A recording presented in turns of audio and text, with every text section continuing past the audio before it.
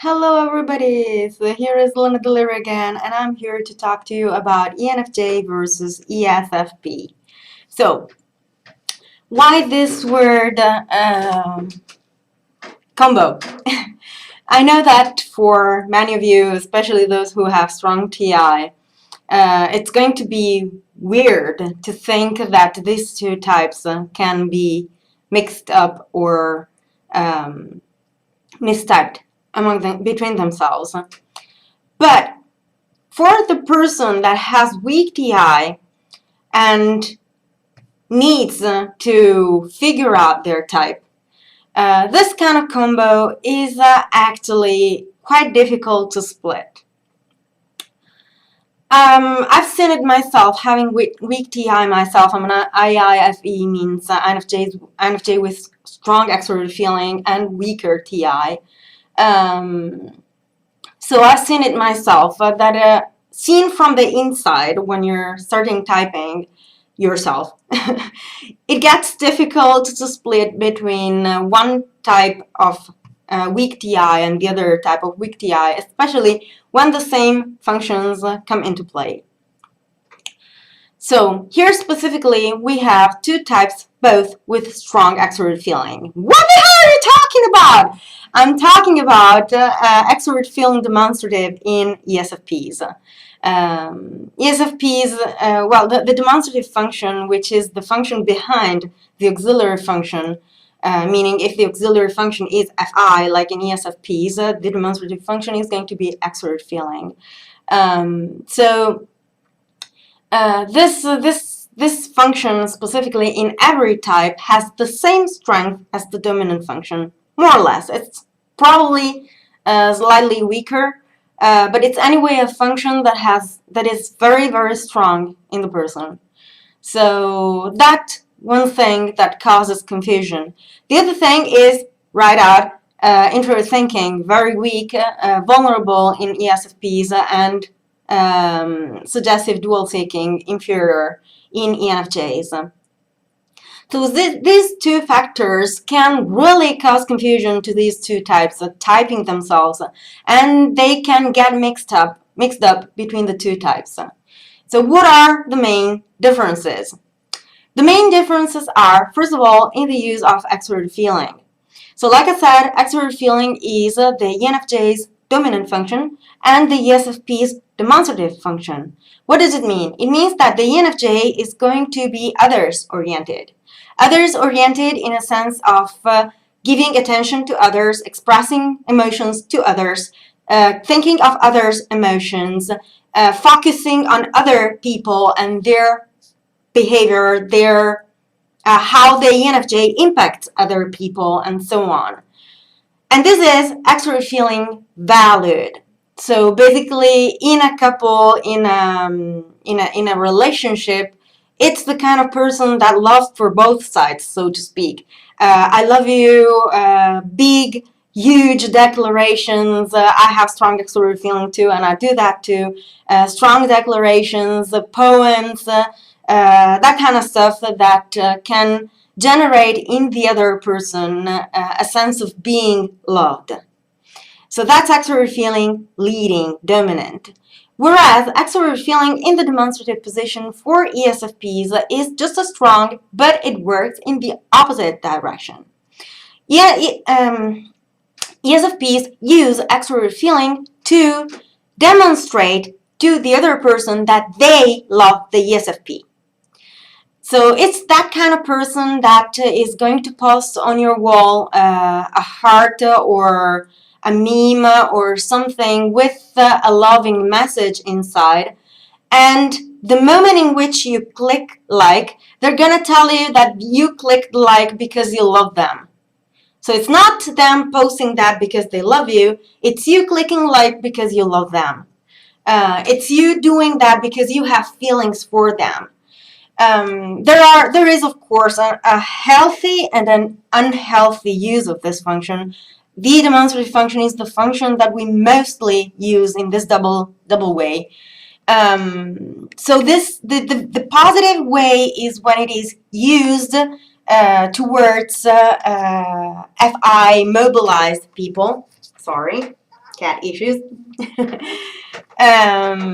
The healthy version is when the other person truly has feelings for the FE demonstrative person, especially if they are FE vulnerable, FI tertiary, FE vulnerable, which means INTJs and ISTJs, because they need to know that they love someone to feel good about themselves, and they do not understand the importance of being loved.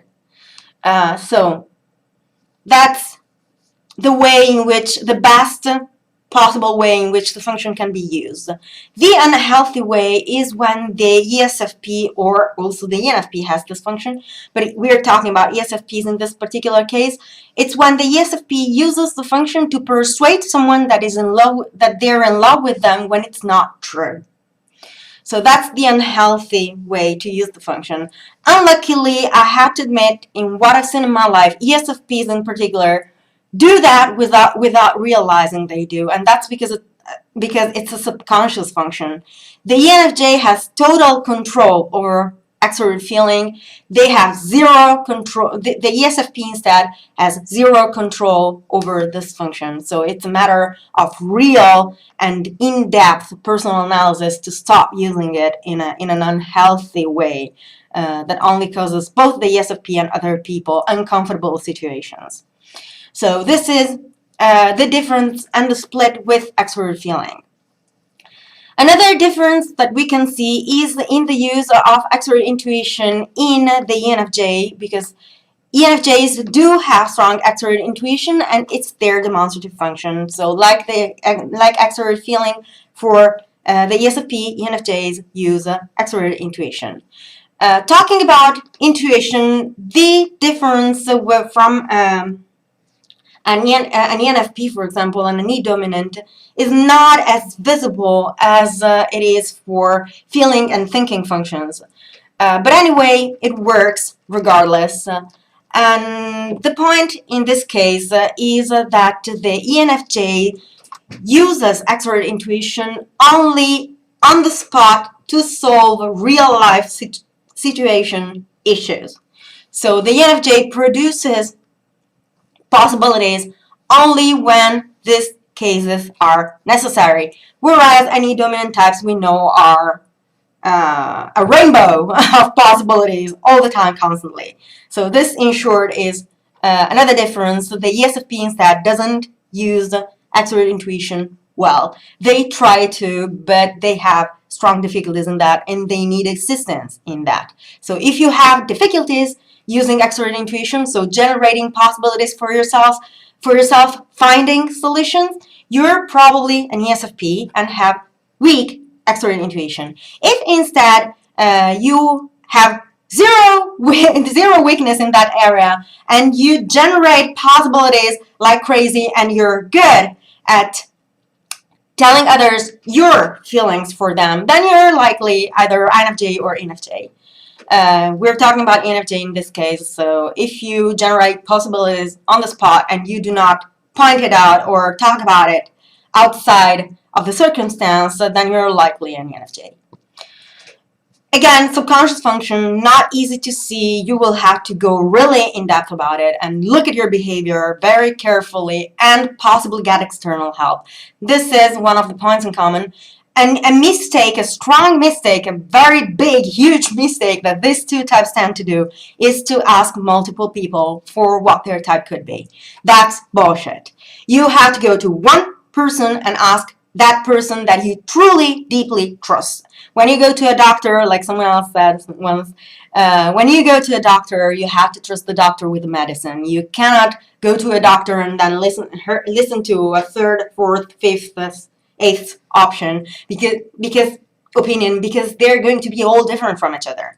It's not like in medicine. So every person has a different opinion of how the functions work and how the system works. So study the system for yourself, see who has the ability to apply the system, and go to that person and trust that person. Do not start going around and asking multiple people. That's wrong, especially for weak TI. And this is something that I see a lot, especially in ESFPs, because they do not understand the importance of relying on one individual. Find your own personal little INTJ and go to that. They're gonna be able to help you. Yeah, this is another point in common that can cause confusion is extraverted sensing. ESFP is strong extraverted sensing. They have a strong sense of their personal appearance and the environment around them. They know exactly how much power they have and how much strength to apply in situations. ENFJs instead need to acquire that power, or not really acquire that power, but rather to become aware of the power they have and to become aware of the external environment, and also to gain some sort of control over their appearance and to reach a certain physical appearance to have self-esteem, to gain self-esteem. Extraverted sensing is for ENFJ. ENFJ is a matter of self-esteem. We can talk also about introverted intuition. ENFJ is strong introverted intuition. They have the ability to see the development of situations, to see the intentions of people and what is going on inside people's mind. It's one of the best types of all that has the strongest ability to understand people in depth.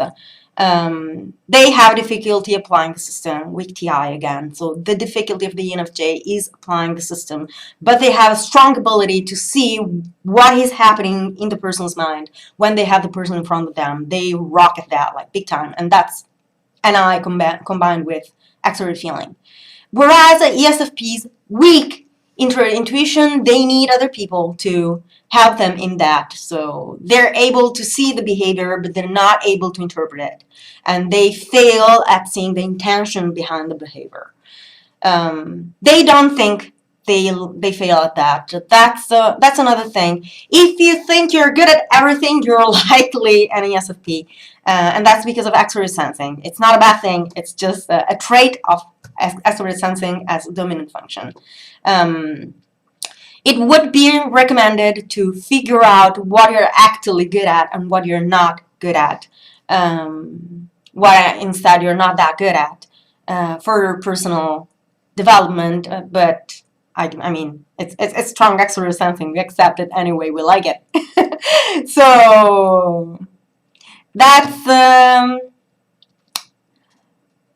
I can say another thing, introverted feeling. Both types have introverted feeling. Ignoring function for the ENFJ, so it means that sometimes they're going to express introverted feeling declarations or suggestions. They're going to be very, very productive in this sense, and that's because it's a way to help those in need of help in developing introverted feeling. Whereas the ESFP is the creativity in introverted feeling field, means that they change their mind about that like 5, 6, 7, 8 times a day, and they never stop in that sense. One thing that I know and I've seen in ESFPs and ENFPs, both types, it's that if they consider their personal ethics being trespassed, they can follow the person through town just to tell them fuck off. And that's what ESFPs and ENFPs are made of. The ESFP is probably gonna be way more direct than just that. But that's something that Phi Creative does a lot.